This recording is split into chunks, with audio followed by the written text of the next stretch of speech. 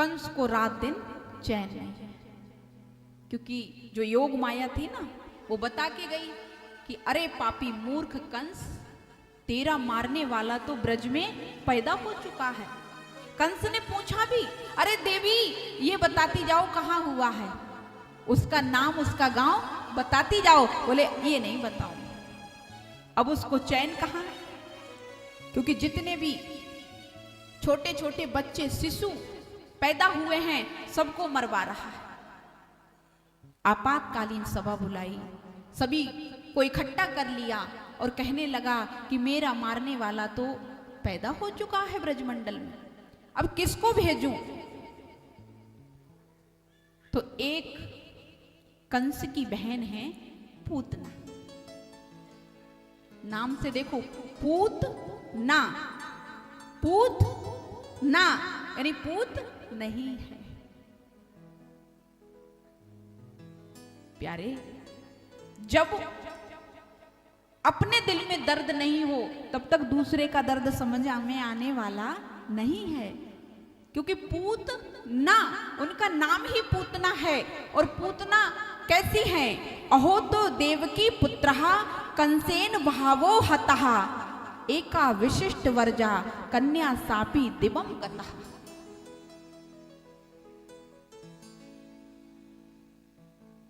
पूतना ने देखा और कहने लगी भैया हाँ मैं जाऊंगी।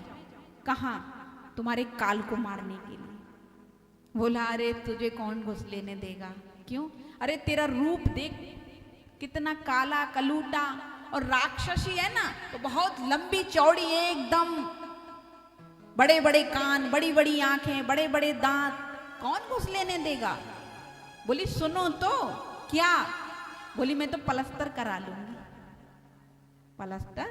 हाँ कहाँ? अरे भैया तुम कहाँ जानो, तुम्हें नहीं पता है आजकल कितने पार्लर खुल चुके हैं। हाँ जी या ना जी? कंस बोला अच्छा तो ठीक है, तो तुम जाओ। पूतना डेंटिंग पेंटिंग बढ़िया सी करके सज धज के घूंघट काढ़ के चल दी।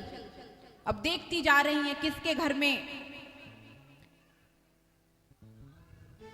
छोटे छोटे बच्चे हो गए हैं, 1 महीना 2 महीना 6 महीने तक के, सबको देखती जा रही है। लेकिन 6 दिन से किसके घर में उत्सव चल रहा है वहां पर जाके रुक गई, मैया यशोदा के महल में। मैया यशोदा के यहाँ तो बधाइयां बज रही हैं, बधाइयां लुट रही हैं। मैया यशोदा ने देखा कि कोई बहुत लंबी चौड़ी ब्राह्मणी आ रही है। मैया से बोली मैया राम राम, मैया राम राम। मैया ने देखा, बोले राम राम राम राम। अब मैया सोचे ये इतनी लंबी चौड़ी कौन है, अब आते या पूछूंगी कौन है तो बुरो मान जाएगी, क्योंकि आते ही आते अगर घर में कोई प्रवेश करे और तुम पूछ लो कहां से आए तो बुरो मान जाएगी। तो मैया ने कही ऐसो है अंदर चलो, और लाला पलना में सोए रहे हो ना, वो आशीर्वाद दे दो। पूतना एकदम अंदर घुस गई झपट्टा से और एकदम समझ गई कि आज तो लाला को कल्याण कर जाऊंगा। लेकिन जानते हो कैसे? पूतना मौसी जो हैं वो अपने स्तनों में जहर लगा के गई थी, इसलिए वो एकदम, क्योंकि जहर स्तनों में लगा हुआ है। फिर भी माता को चैन नहीं आया, तो मैया ने जाके कहा अरे बहन कहां से आई हो, कहां से आई हो? पूतना कहने लगी मैया तू ना जाने, तेरी मौसी की मौसी की मौसी की मौसी की, अब तू समझ जा। अच्छा अच्छा, अब देख भैया बुढ़ापे में मेरी नजर कमजोर हो गई है, अब भाई 80-85 साल की होने जा रही है, अभी तो कहाँ दिखे।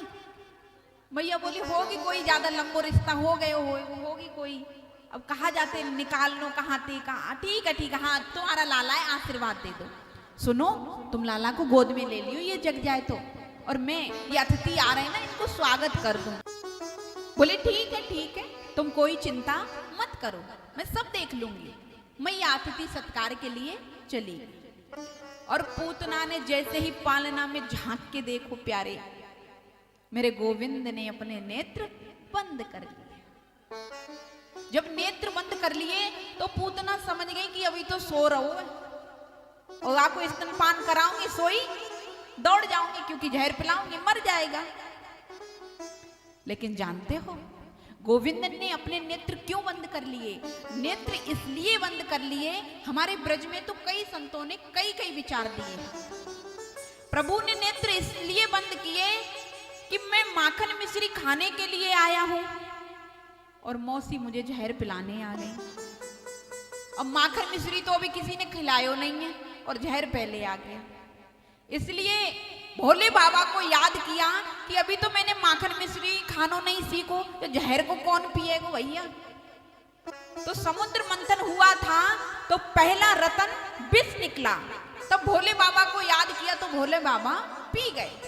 तो आंख बंद करके भोले बाबा को याद किया, प्रभु जैसे समुद्र मंथन का सारा विष पी गए थे ना, आज मौसी के स्तन का भी सारा विष पान कर जाओ। और दूसरी बात, मेरे प्रभु ने इसलिए भी नेत्र बंद कर लिए कि जब राम अवतार लिया था तो ताड़का का वध किया था, यानी पहली बार में स्त्री का ही वध किया। अब छोटा सा गोपाल पालना में भी झूल रहा हूं, कुछ किया न दिया और मौसी पूतना को मारना पड़ेगा। और जब मौसी पूतना को मारना पड़ेगा तो कौन सी गति प्रदान की जाए? तो आंख बंद करके सोच रहे हैं, क्योंकि मैया यशोदा जो काम करेंगी, मैया यशोदा मुझे दूध पान कराएंगी, वही गति मेरी मौसी करने आई है।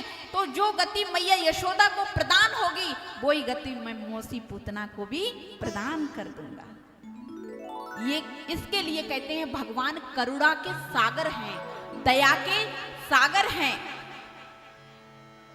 तुम्हें कोई जहर देगा तुम उसको पद भी प्रदान करोगे? पता भी चल जाएगा ना, एकदम गोली कस जाएगी भैया। लेकिन भगवान, तभी तो लोग भगवान से तुलना करने लगते हैं। भगवान कहते हैं कि हमारे गोविंद ने प्रेम किया राधा रानी से, हम कर रहे हैं तो क्या बात है, बोलो राधे राधे।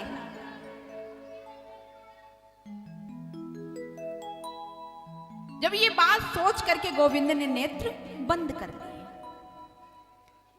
जैसे ही गोविंद के लिए मौसी पूतना ने गोद में लिया और गोद में लेकर के दुग्ध पान कराया। 1 घूंट पिया, 2 घूंट पिया, 3 घूंट पिया। अब तो मौसी आश्चर्य में पड़ गई, ये कैसो बालक है? 6 दिन को बालक गुट्टे गुट्टे दूध पीते जा रहा हो, ये तो मरी ना रहा हो। मेरे गोविंद ने इतना दुग्ध पान किया, इतना दुग्ध पान किया कि मौसी के प्राणों का आकर्षण करने लगी। अब तो पूतना चिल्लाने लगी, अरे लाला छोड़िए भैया, छोड़िए छोड़िए छोड़िए। मेरे छोटे से गोविंद ने धीरे से कहा, मौसी ओ मौसी, हम पे तो पकड़े वो ही आवे, छोड़े वो नहीं आवे, अब तो ठिकाने लगा कर ही छोड़ेंगे। जब पूतना के प्राण आकर्षण होने लगे तो अपने असली रूप में आ गई राक्षसी, और मेरे गोविंद ने ले जा करके पूतना मौसी की बक्ष स्थल का पान करके उनके बक्ष स्थल पर क्रीड़ा कर रहे हैं। सभी ब्रजवासी दौड़े दौड़े गए, मैया लाला नहीं है, लाला कहां गए हो?